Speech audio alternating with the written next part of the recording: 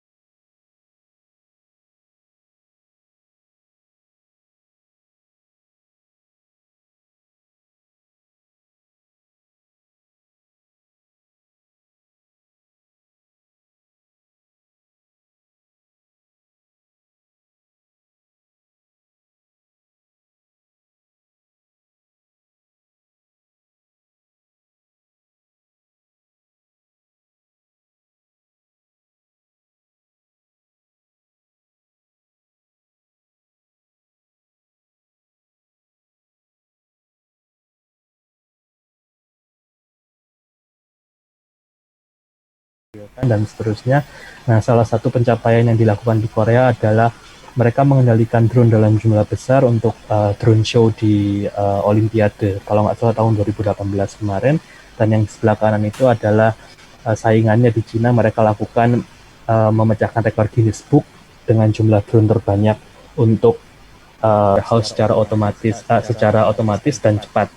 Jadi raknya ini bisa dipindah-pindah, lalu geraknya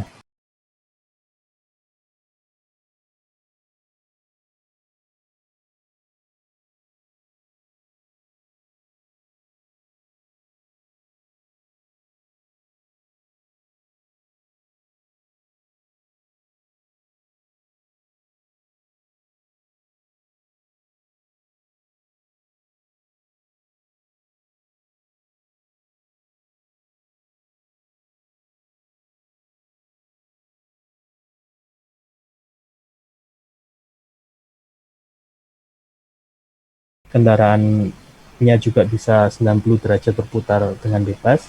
Nah, ini kenapa saya tunjukkan foto seperti ini. Di tempat pekerjaan yang sekarang, salah satu target lab kami adalah mengembangkan ini. Mengapa? Karena menurut kami di Korea tidak ada, tetapi di Cina itu sudah banyak. Nah, saya kembali lagi bertanya kalau di Indonesia sudah sejauh apa gitu ya. Saya tadi siang juga sempat diskusi dengan beberapa dosen di bidang yang sama, dan kita juga tertantang untuk kita mulai juga mengejar ketertinggalan. Mudah-mudahan kita bisa punya sistem yang sebaik atau lebih baik dari negara lain. Ini adalah penggunaan metode machine learning untuk menentukan rute secara dinamis. Jadi kalau pergerakan itu bisa berubah terus-menerus, maka yang kita lakukan adalah kita mengupdate terus-menerus berdasarkan kondisi real. Kalau ada kemacetan di titik ini, maka kita menghindar dan seterusnya. Ini salah satu metode yang banyak dipakai juga. Saya pikir untuk mengenai case study-nya pendek saja. Kalau ini lebih ke arah pengenalan riset saya dan rekan-rekan di bidang logistik, spesialisasinya di operation research. Jadi ini beberapa metode yang kami pakai. Jadi ada beberapa rule untuk menentukan penjadwalan atau rute misalnya. Lalu kita menggunakan model matematis, kita menggunakan heuristik dan meta heuristik. Lalu juga mendevelop simulasi yang tadi saya sempat sampaikan. Salah satu simulasi yang kita sedang usahakan develop adalah pergerakan truk dan alat angkut di terminal peti kemas. Lalu ada beberapa metode gabungan, termasuk metode optimasi sendiri. Sekarang trennya sejak tahun 2019 ada kombinasi dengan machine learning-nya sendiri. Jadi biasanya optimasi tanpa machine learning dengan metode-metode tradisional bagian atas, tapi sekarang sudah mulai digabungkan dengan machine learning. Lalu karena kemampuan processing data semakin besar juga, maka memungkinkan untuk kita menggunakan data yang besar untuk kita melakukan optimasi. Saya pikir trennya sedang ke arah sana. Ini beberapa riset terkait dengan relokasi electric vehicle. Saya pikir pendek saja sebagai contoh tentang apa yang kami lakukan di bidang kami biasanya. Jadi ini bukan kasus real, tetapi kami coba melihat beberapa riset terkait electric vehicle, karena electric vehicle di banyak negara itu sudah mulai ada dan sistemnya itu rental. Jadi di rental untuk umum, orang yang perlu bisa pakai mengendarai dari titik ke titik lain, lalu ya sistemnya sewa seperti itu ya. Nah, yang dilakukan adalah kalau misalnya orang sudah menggunakan elektrik, orang selanjutnya baterainya sudah siap ya, kira-kira seperti itu. Nah,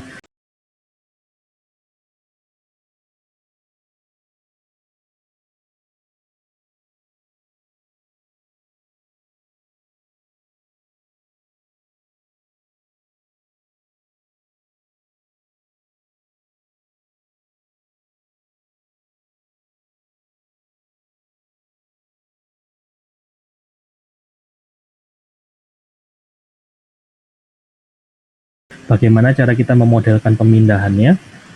Selain itu, ada juga pergerakan orang yang membawa mobil ke titik tujuan. Nah, kalau di titik tujuan tidak ada area parkirnya, maka bermasalah juga. Maka penggunanya harus cari area parkir yang lain, dan itu kan tidak baik dari sisi customer ya.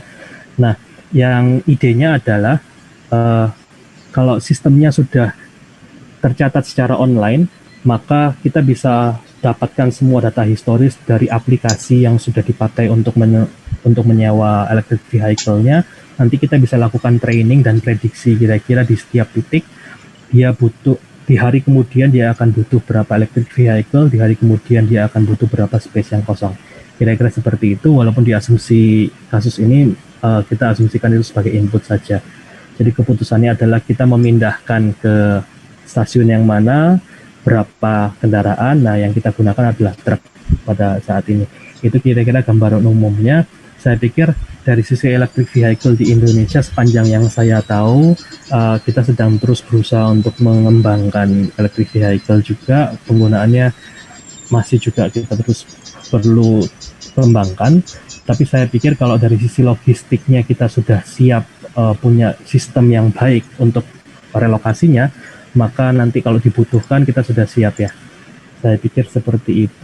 Ternyata ini adalah riset yang juga sedang dilakukan oleh BINUS dan UGM ternyata tadi siang kita sempat diskusi.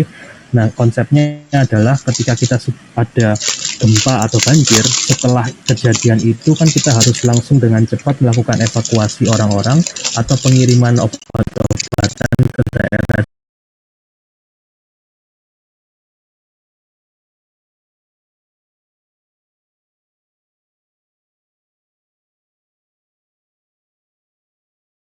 daerah yang perlu. Karena itu kita menggunakan beberapa drone, kita terbangkan secara bersamaan untuk mengambil foto area yang penting. Nah, area yang penting itu kita bisa foto dari area yang penting itu adalah orang-orang yang perlu diselamatkan dari daerah mana, lalu daerah supply yang masih barangnya bisa dipakai untuk obat-obatan dan seterusnya itu ada di titik mana. Lalu kalau kita mau mengirimkan obat-obatan lewat jalur darat, kira-kira jalan mana yang masih bisa dipakai. Nah, itu foto yang perlu kita ambil. Nah, kalau kita drone-nya terbang dari ketinggian yang tinggi, maka kualitas fotonya akan rendah. Tapi jangkauannya lebih luas dan waktu terbangnya akan lebih pendek karena kita tinggal mengunjungi beberapa titik, kita bisa jangkau semua. Tetapi kalau terbangnya lebih rendah, maka nanti cakupannya lebih sempit, tetapi kualitas gambarnya lebih bagus. Kira-kira seperti itu. Kemarin sempat salah satu rekan di Sumatera Utara juga bilang, ini kalau sudah bisa digabungkan dengan image processing-nya langsung, maka benar-benar bisa dipakai sebagai produk. Dan saya yakin penggiat drone juga sudah banyak sekali riset yang ke arah sini. Jadi ini salah satu jenisnya saja. Ya, kira-kira seperti itu pengantar tentang riset dari saya. Lalu ini adalah yang kami lakukan di terminal peti kemas di Busan kemarin. Jadi mereka coba, ceritanya kalau di terminal peti kemas itu kita mengirimkan kontainer lewat naik truk. Tetapi kalau kita naik daripada kita naik truk, yang dilakukan di Busan adalah dia pasang rel di atasnya kontainer. Sehingga kalau awalnya truk itu perlu bergerak di antara tumpukan kontainer, sekarang truknya tidak perlu. Kita angkat kontainernya dari atas sehingga space untuk menyimpan kontainernya jadi lebih luas karena tidak perlu jalan di tengah-tengah. Nah, itu yang dilakukan. Jadi yang kita pelajari adalah bagaimana cara kita menjadwalkan prosesnya sehingga pengiriman barangnya bisa lebih cepat. Kendalanya kan karena kita ada alat di atas, maka sistem transfernya akan berbeda dengan kontainer terminal yang biasa. Kira-kira seperti itu. Nah, yang kami lakukan kemarin adalah penentuan arah gerak kendaraannya seperti apa. Kalau arah geraknya satu arah, maka tentu akan lebih efektif dan tidak susah mengontrolnya karena tidak ada tabrakan arahnya satu ya. Tetapi kalau arahnya dua arah, nanti kan bisa lebih pendek waktu tempuhnya, tapi kendalanya bisa jadi ada tabrakan dan seterusnya. Jadi kami coba menentukan satu arah, tetapi bagaimana supaya alirannya akan lebih pendek, jadi rute mana yang kita pakai. Jadi kita menghitung waktu tunggunya di setiap titik dan seterusnya. Itu yang pertama yang kami lakukan. Lalu kalau sistemnya bergerak secara otomatis di atas rel, maka akan ada kemungkinan kendaraan itu masuk dengan urutan yang salah. Kalau kontainer C harus naik sebelum G, tetapi kendaraan dengan G masuk dulu, itu akan jadi masalah yang sangat besar. Karena itu yang kami lakukan adalah sebelum kendaraannya masuk, maka kita perlu memeriksa apakah dia masuk akan mengakibatkan kesalahan urutan sepertinya atau tidak. Kalau ada, berarti dia harus menunggu, membiarkan kendaraan yang lain masuk dulu. Itu salah satu yang kami lakukan. Ya, metodenya adalah kita menggunakan model grafik seperti ini. Kita mendeteksi apakah ada beberapa titik tunggu di bawah crane sebelum kita naikkan ke kapal, apakah tempat tunggunya itu cukup atau tidak. Kalau tidak cukup, maka kita harus biarkan kendaraannya menunggu. Kira-kira seperti itu idenya. Iya, saya pikir yang lainnya tidak perlu. Nah, ini adalah beberapa upaya saya untuk mulai menerapkan machine learning untuk prediksi performansi sistem produksi. Tadi saya dapat komentar yang sangat bagus dari Pak Dimas. Kalau misalnya di SEM itu kan jelas ya hubungan antar variabelnya, sedangkan di machine learning bisa jadi susah untuk kita bisa mencari mana hubungannya dengan apa. Karena itu memang kalau dari sisi artificial intelligence, sepanjang yang saya tahu, bahkan ada ranah riset sendiri yang mereka bahas tentang explainable AI. Jadi bagaimana supaya hasil AI itu bisa dijelaskan dan kita bisa dapat insight tertentu yang kita bisa pakai untuk dasar pengambilan keputusan. Nah, berdasarkan itu yang saya coba lakukan adalah ini sistemnya sangat kompleks, karena itu saya pikir tidak bisa diselesaikan mudah dengan penjadwalan murni. Karena itu kita perlu menggunakan machine learning. Yang kita lakukan adalah kita perlu memprediksi output hasil produksinya, tetapi inputnya untuk melakukan prediksi adalah urutan pemrosesan barang misalnya, atau jumlah barang yang menunggu di setiap mesin, atau waktu kerjanya setiap mesin. Jadi dalam bayangan saya contohnya, kalau kita punya 3 stasiun yang ketiga cuma ada 1 mesin, harusnya mesin ini bekerja terus baru nanti outputnya tinggi misalnya. Nah, apakah betul seperti itu atau tidak? Karena kan di tempat yang lain mesinnya masih ada yang lainnya. Kira-kira seperti itu. Jadi kita memprediksi apakah input ada hubungannya dengan output. Nah, ternyata setelah kita menggunakan metode klasifikasi machine learning, kita bisa lihat bahwa memang ada hubungannya, dan kita coba mencari insight dari hasil modelnya, dan ternyata kita bisa lihat ada beberapa mesin yang memang pengaruhnya sangat besar dari sisi prioritasnya. Jadi kalau efeknya penjadwalan di mesin E yang tadi hanya ada 1 di stasiun ini akan lebih besar dibandingkan stasiun yang lain, karena stasiun lain ada 2 mesin, kira-kira seperti itu. Lalu ada juga ada urutan lama jam kerjanya mesin, itu lebih penting dibandingkan jumlah barangnya yang menunggu dan seterusnya. Tentunya ini perlu analisa yang lebih jauh, tapi ada beberapa logika yang bagi kami cukup masuk akal untuk penelitian awal. Itu yang sedang kami coba. Nah, yang terakhir adalah di terminal peti kemas yang tadi saya sempat bahas. Ini adalah contoh ide untuk kita mendeteksi di mana truk itu ada dengan menggunakan data CCTV. Jadi CCTV dan kameranya sudah ada di lokasi-lokasi seperti ini. Kalau truknya masuk di daerah sini, ada area tunggunya, ini area penyimpanan kontainernya. Lalu truk nanti akan jalan dari gate masuk ke sini, lalu ambil kontainer dari sini taruh ke kapal, lalu aliran yang sebaliknya juga. Nah, kita sudah tahu CCTV di mana, kamera di mana. Yang kita sedang lakukan adalah kalau kita bisa deteksi, kita punya gambar tidak ada kamera, kita ada kita ada gambar tanpa truk, kita ada gambar dengan truk, nanti kita bisa bedakan sehingga secara real time kalau kita ambil gambarnya lewat CCTV, kita bisa tahu ada truk atau tidak, dan kita bisa hitung waktu tunggunya. Nah, setiap titik ini kita bisa prediksi akhirnya truk itu menunggu di titik yang mana yang paling penting.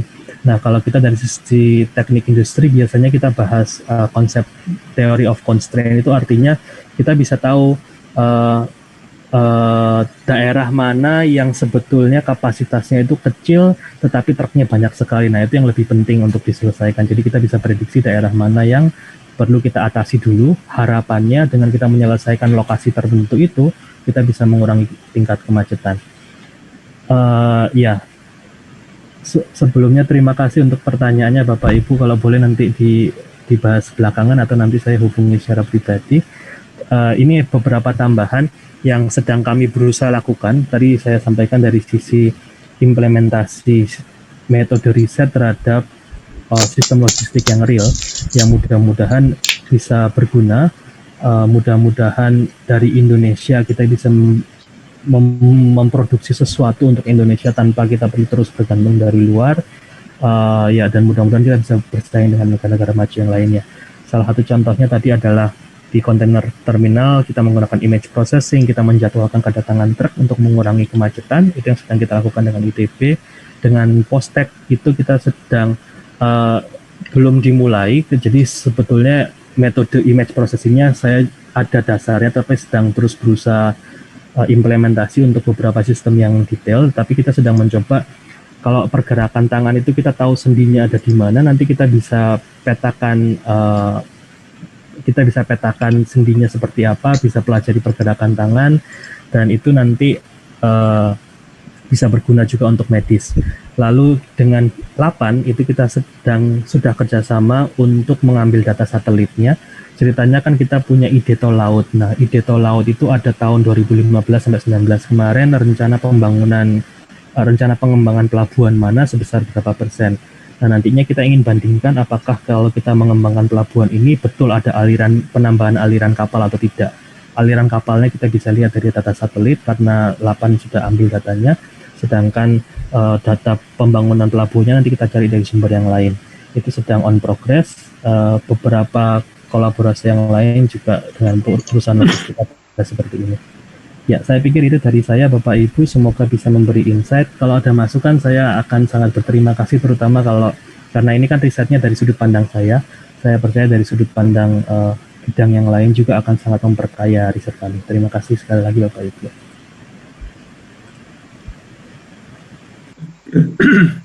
Oke, terima kasih banyak Pak Ivan. Sebetulnya masih ada waktu 5 menit lagi Pak Ivan kalau masih mau dipakai. Cuma kita lanjut ke sesi kedua, yaitu sesi tanya jawab. Ada beberapa pertanyaan yang sudah kita peroleh baik di kanal YouTube maupun dari Zoom. Kita coba mulai pertanyaan untuk Prof. Ade terlebih dahulu. Karena Prof. Ade sudah menunggu cukup lama dari sesi awal. Yang pertama ini mungkin agak general, ini pembicara lain juga bisa membantu menjawab. Ini pertanyaan dari Pak Andi. Beliau masih mahasiswa baru. Dia menanyakan bagaimana memperoleh data sekunder pada tempat khusus yang bisa kita akses. Ini pertanyaan untuk Pak Ade. Baik, langsung aja. Ya, langsung aja Pak. Oke. Ya, saya kira ini problem yang umum ya. Jadi untuk peneliti, terutama mahasiswa yang kerjain tesis, pasti perlu data sekunder. Tapi saya kira kalau jawabannya tentu akan sangat tergantung kepada sebetulnya data apa yang dicari gitu ya. Jadi kalau secara umum kan banyak sekali sumber data sekunder. Semua instansi, semua studi-studi sebelumnya dan juga pihak-pihak kampus ya bisa menjadi sumber. Jadi saya pikir sangat tergantung kepada apa problemnya, jenis data seperti apa. Tapi sekarang sih langkah awal dibikin cari data sekunder kan dengan internet ya. Banyak sekali data yang kita bisa akses lewat internet itu minimal partially udah bisa menjawab data sekunder awal ya. Saya kira itu. Jadi tergantung inilah ya. Skopnya apa? Nanti kita tentu harus lihat spesifikasinya. Terima kasih. Terima kasih Prof. Ade. Mungkin Pak Dimas atau Pak Ivan mau menambahkan jawaban dari pertanyaan tersebut? Dari pengalamannya menggunakan big data, machine learning, mungkin banyak sumber source data yang bisa disampaikan. Ivan dulu boleh? Pak Dimas, oh ya, Pak. Kalau dari saya sedikit adalah, ini saya share situs di chat barusan, saya ambil beberapa data dari situs Kaggle ini, tapi seperti yang Pak Ade bilang tadi, belum tentu semua datanya ada, tapi mungkin bisa mulai dicari. Jadi Kaggle ini juga mereka mengadakan kompetisi untuk analisa data. Nah, memang kalau kompetisi memang akhirnya datanya tidak bisa kita pakai untuk sebar luas, tetapi setidaknya dalam waktu tertentu untuk kompetisi itu kita bisa pakai. Ada beberapa juga data yang dibuka secara umum. Salah satu metode yang saya pakai juga adalah saya perlu analisa sistem produksi, tetapi saya tidak bisa ambil data langsung dari pabrik, maka pendekatan yang dipakai kemarin adalah pakai simulasi, tetapi simulasinya didesain berdasarkan sistem real. Jadi ada kerjasama antara kampus saya lupa di mana, tapi dengan perusahaan Intel pembuat microchip, lalu mereka memberikan share desain mini factory-nya yang sesuai dengan desain sistem realnya. Nah, berdasarkan itu saya coba buat simulasi dan itu saya pakai untuk generate data machine learning kemarin. Mungkin bisa memberi masukan. Terima kasih. Silakan Pak Dimas. Ya itu tergantung kita mau melakukan analisis yang seperti apa gitu ya. Kalau misalnya dengan riset macam saya gitu, saya sih biasanya data sekunder itu digunakan untuk mengeluarkan variabel performance. Tapi kalau saya biasanya dengan variabel performance yang objektif, yang dari peta itu saya tidak terlalu percaya, karena yang namanya land use di Indonesia itu kan selalu berubah setiap saat. Jadi sekarang rumah saya jadi rumah, besoknya jadi kantor gitu. Jadi kan sangat berubah. Kalau saya lebih menggunakan yang saya sebut subjektif performance conditions. Jadi kita tanya aja. Jadi persepsi Anda untuk ke Indomaret itu berapa menit dari rumah Anda. Jadi karena land use-nya tuh sangat berubah di Indonesia. Jadi untuk tipe riset seperti saya ya. Tapi kalau untuk tipe misalnya ketika saya dulu masih di Bandung, masih di TB, saya menggunakan trip based analysis, butuh sekali bantuan dan data-data misalnya basic jaringan jalan misalnya seperti itu. Berapa jaringan jalannya itu di Kota Bandung itu seperti apa, bentuknya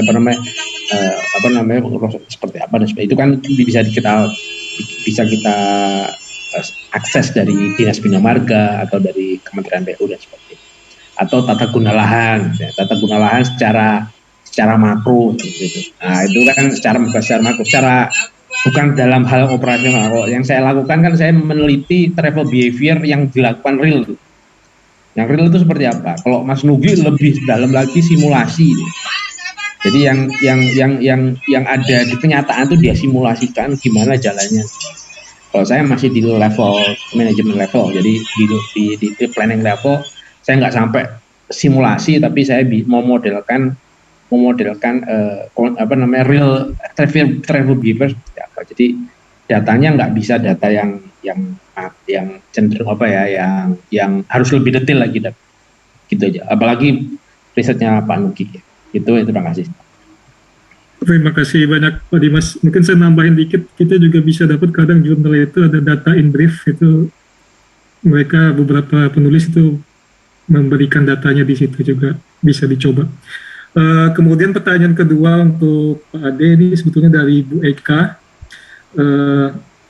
karena saat ini kan kondisi COVID, jadi masyarakat itu beralih ke hal yang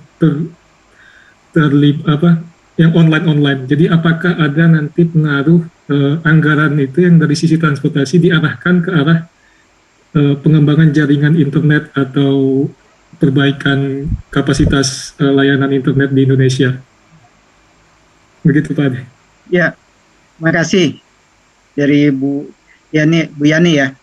Ya, saya pikir ini kalau kita bicara kebutuhan transportasi, memang sebenarnya kita akan selalu membedakan antara kebutuhan transportasi antar kota dan perkotaan ya, karena karakteristiknya sangat berbeda ya.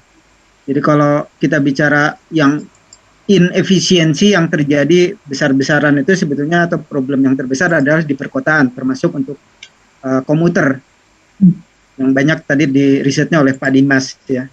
Kalau antar kota malah saya melihatnya kebutuhan transportasi itu malah masih kurang didukung oleh oleh fasilitas, oleh infrastruktur ya. Jadi banyak bandara kurang di daerah tertentu, kapasitasnya kurang ya, kadang-kadang jaringannya kurang. Apalagi kita bicara seperti di Indonesia ya, banyak itu juga. Tapi efisiensi tetap bisa dilakukan ya. Nah, kalau yang untuk perkotaan saya kira sangat mungkin itu dilakukan itu ya. Efisiensi yang jauh lebih baik, tapi tetap perlu kebutuhan transportasi umum. Jadi kalau kita mengurangi perjalanan yang pakai mobil, yang tidak efisien kan terutama yang pakai mobil ya, atau sepeda motor. Di perkotaan tuh di Indonesia ini mobilnya tambah banyaknya luar biasa ya, apalagi sepeda motor, dan dipakai hanya oleh 1-2 orang. Padahal yang kita pindahkan kan mobil itu minimal 1 ton ya. Perlu energi yang besar untuk memindahkan 1 ton, tapi yang sebenarnya yang perlu pindah hanya 1 orang, hanya 50-60 kilogram. Tapi efisiensi energi yang dikeluarkan luar biasa. Nah itu, tapi tetap perlu investasi besar untuk angkutan umum massal supaya penggunaan angkutan pribadinya dikurangi. Jadi dengan cara seperti itu ya tentu aja ada alokasi di bidang transportnya, tapi juga sekalian kalau ada kelebihan daripada itu ya perlu dilihat lagi. Yang jelas memang komunikasi lewat online itu wajib, di Indonesia masih sangat kurang. Malah perlu ditambah, bukan hanya sekedar merealokasi ya. Mungkin kita lihat dulu betul nggak realokasi dilakukan, tapi malah perlu melihat lagi dari sumber-sumber lainnya. Sumber-sumber lainnya yang ketidakefisienan dalam membangun itu banyak ya, saya pikir ya di Indonesia ini. Jadi ada banyak sekali sektor lain yang mungkin tidak bisa dipertanggungjawabkan efisiensinya dan efektivitasnya gitu ya. Lalu ya salah satu contoh juga problem besar di Indonesia di samping perkotaan, transport perkotaan yang sebenarnya antar kota tapi karakternya mirip perkotaan, yaitu kalau orang Jakarta datang ke Bandung, ke Puncak, lalu ke Pantai Carita gitu kan, setiap akhir pekan lalu bikin macet di mana-mana.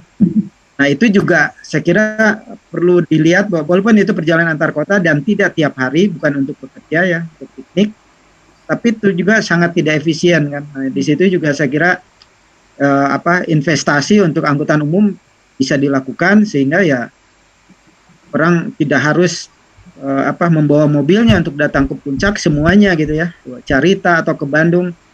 Kadang-kadang katanya ada itu ibu-ibu dari Jakarta itu kan karena anaknya sekolah di Bandung ya, dia datang pagi lalu makan siang, nengok anaknya, sore pulang lagi ketika tol baru itu ya. Jadi sangat tidak efisien hanya karena ingin jalan-jalan dan makan siang nengok anak gitu ya, bawa mobil ya. Itu saya kira yang bisa kita lakukan. Mungkin itu kurang lebih ya, saya kira detail-detail mungkin ya bisa kita diskusikan lebih dalam lagi sebetulnya. Terima kasih. Terima kasih Prof. Ade. Selanjutnya kita mulai pertanyaan untuk Pak Dimas. Sebetulnya saya lihat sudah seru sekali Pak Dimas sudah menjawab di kolom komentar beberapa pertanyaan untuk Pak Dimas. Cuma kita coba lagi, mungkin mau dijawab secara langsung. Pertanyaan pertama itu dari Bu Eka lagi, terkait trade change karena ada perubahan dari pandemik ini. Bagaimana kita integrasi untuk melakukan prediksi travel time dan activity type-nya ketika terjadi pandemik ini. Mungkin Pak Dimas mau menjabarkan lagi secara langsung. Terima kasih. Ya, ini pengalaman sebelumnya saya ngelihat sesi seperti ini, para pembicaranya rajin kayak gini, jadi saya nyontoh aja ya. Jadi biar juga ketika jawab langsung seperti ini kan udah mikir dulu gitu ya. Jadi nggak bisa lebih ini. Ya memang benar Bu Yani, Dr. Yani. Jadi memang pengaruhnya cukup besar karena kita nggak punya komitmen. Tapi kadang-kadang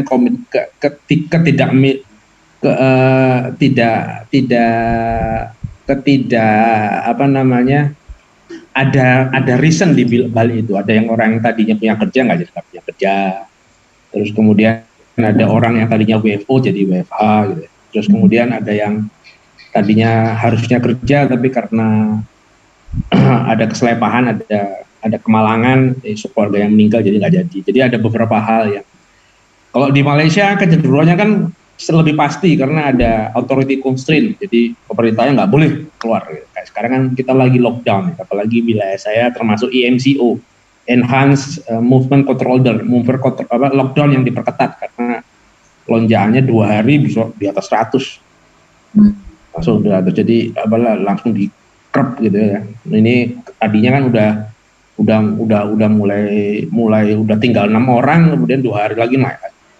2 hari tiba-tiba ada 200 orang. Artinya kita akan ada lockdown 2 minggu lagi minimal. Nah,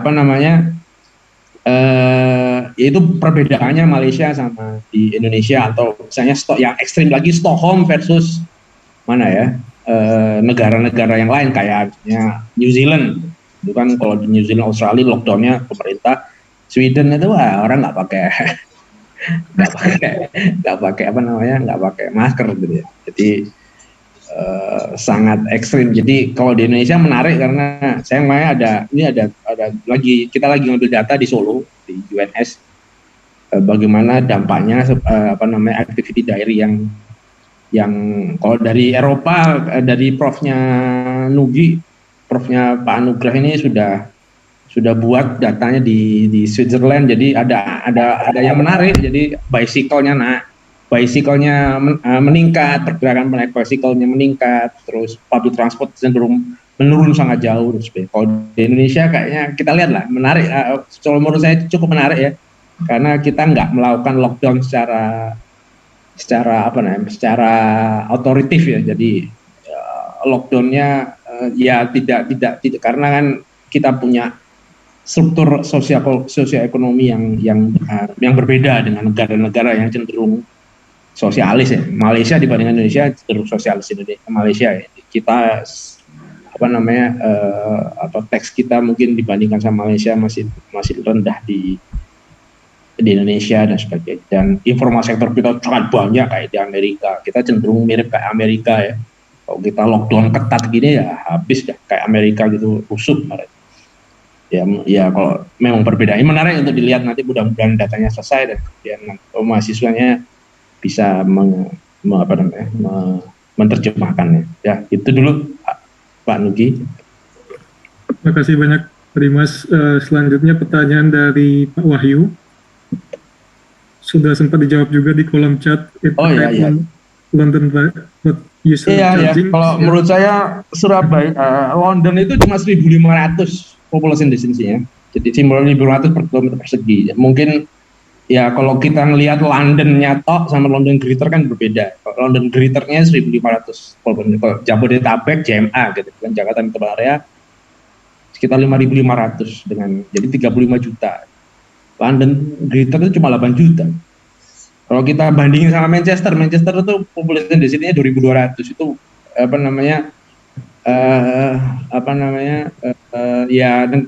agak lebih padat daripada kalau kita daripada London. Kalau kita bandingin Surabaya kayak kota terbesar kedua itu 1.600 population density.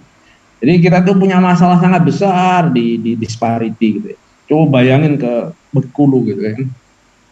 Saya ke Pekanbaru itu gini, cuma jalan cuma lurus ini. Jadi sebaiknya kalau misalnya kita bisa disparity kita perbaiki, mungkin masalah Jakarta ini bisa berkurang. Kalau saya dihitung ya 35 juta. Taruhlah share-nya public transport berapa?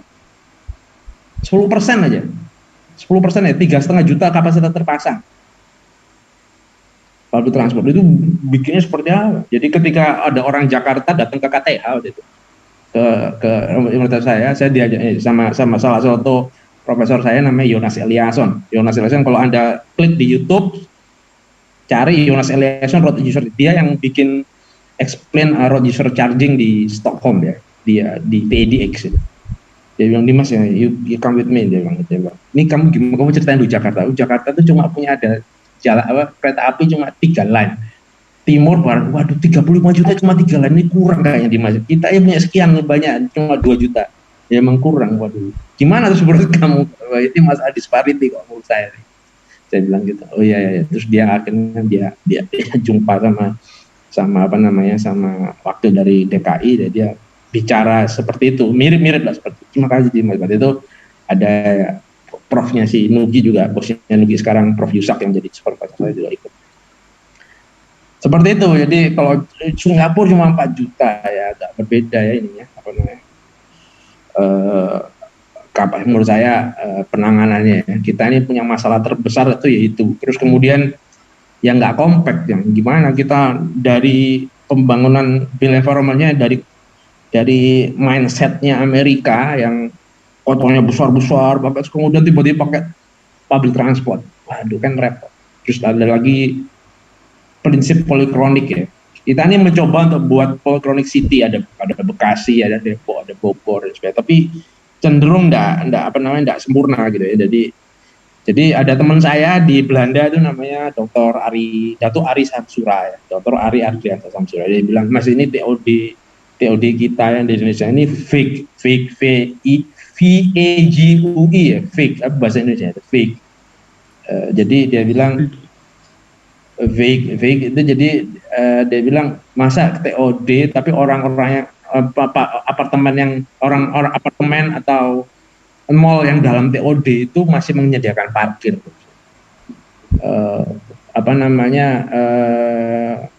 Apartemennya masih membolehkan parkir. Jadi kalau misalnya milik TOD yang naik, yang tinggal di apartemen itu nggak boleh punya mobil, nggak ada namanya parkir. Mallnya nggak ada parkir sama sekali. Orang ke sana harus naik non kendaraan pribadi gitu. Ya seperti contoh aja itu seperti itu gitu. Jadi yang kalau mau pakai public transport harus ini. Saya cuma mikir aja, ini kota sebesar Jakarta, 2 kota. Terus kalau kita geser lagi ke Purwokerto misalnya, tempatnya Pak Gito. Wah, ini public transportnya kayak gimana makanya. Jadi kan untuk ngekatnya ya crowdsourcing. Karena untuk ngurusin satu-satu udah semerawut juga, Purwokerto udah banyak, ada macet di mana-mana. Meskipun ya nggak separah Jakarta, tapi kan udah kurang nyaman gitu. Jadi kalau kayak gini public transport seperti apa? Kalau mau pakai public transport subsidi lagi. Ya, seperti itu. Kalau menurut saya seperti itu jawabannya. Oke, terima kasih Pak Dimas. Kita lanjut ke pertanyaan selanjutnya. Terkait bagaimana penggunaan aktivitas atau kebiasaan untuk prediksi perencanaan lalu lintas, di mana setiap orang memiliki kegiatan dan keperluan yang berbeda-beda, sehingga data yang dibutuhkan pastinya akan sangat besar. Jadi pertanyaannya terkait penggunaan travel behavior di dalam pemodelan transportasi. Yang pertanyaannya Pak ini ya, Pak Irfan ya, oke. Yeah. Ya, saya mungkin salah ya ketika saya menerjemahkan pertanyaannya Pak Irfan. Jadi kalau menurut saya ada 2 level ya.